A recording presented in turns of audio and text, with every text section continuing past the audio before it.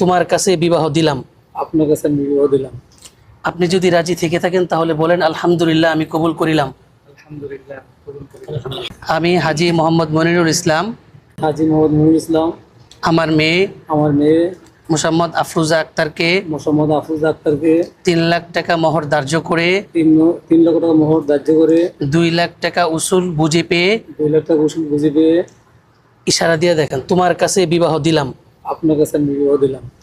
আপনি যদি রাজি থেকে থাকেন তাহলে বলেন আলহামদুলিল্লাহ, আমি কবুল করিলাম। আলহামদুলিল্লাহ, কবুল করিলাম।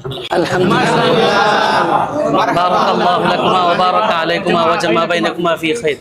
আতাউল্লাহ ভাইয়ের শুভ